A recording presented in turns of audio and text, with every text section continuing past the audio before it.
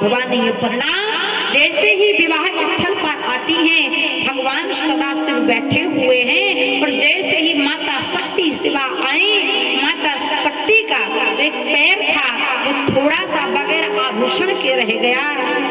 ब्रह्मा जी पंडित के रूप में विवाह पद्धति लेकर बैठे और जब ब्रह्मा जी की दृष्टि माता शिवा शक्ति के पैरों पर पड़ी तो ब्रह्मा जी काम भाव से परिपूर्ण हो गए।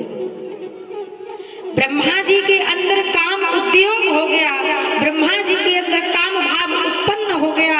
माता शक्ति के पैरों को देखकर, जिन पैरों को आभूषण रहित छोड़ दिया था, उन पैरों को ब्रह्मा जी ने देखा तो वो काम रूप से परिपूर्ण अवस्था में आ गए।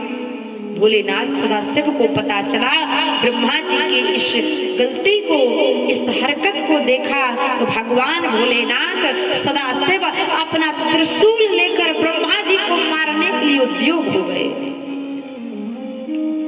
अब ब्रह्मा जी विवाह पद्धति को लेकर भाग रहे थे, पीछे से भगवान शिव त्रिशूल लेकर भगवान ब्रह्मा को मारने के लिए दौड़े चले जा रहे थे कि ब्रह्मा ने ये कौन सी गलती कर दी। आदि शक्ति शिवा के पैरों को देखकर काम वेग उत्पन्न कैसे हुआ और मारने के लिए जब अग्रसर हुए तो भगवान विष्णु आ गए।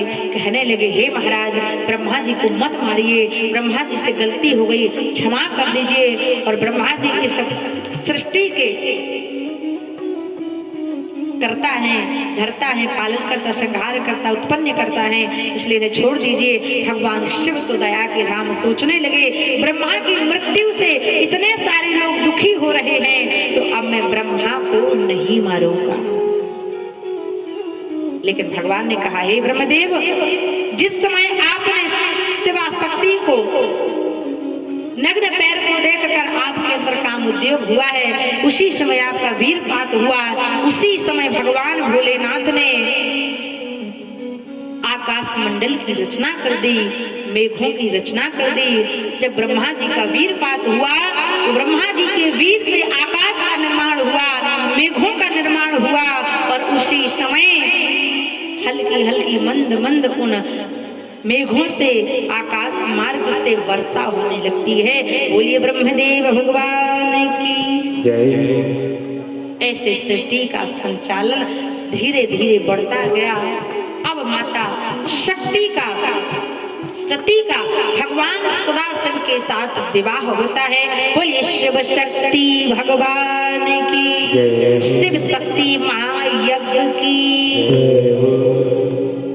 भगवान सदाशिव का विवाह शिव पुराण में सदाशिव नाम भगवान का सबसे पहले आता है। ओम सदाशिवाय नमः। ऐसे भगवान सदाशिव का विवाह पहले माता सती से होता है। अब जब माता सती से विवाह हुआ तो माता सती ने देखा कि एक दिन भगवान कैलाश लेकर जाते हैं। जब कैलाश लेकर गए तो माता सती ने कहा, हे भोलेनाथ, इस कैलाश पर्वत पर तो कुछ भी नहीं है,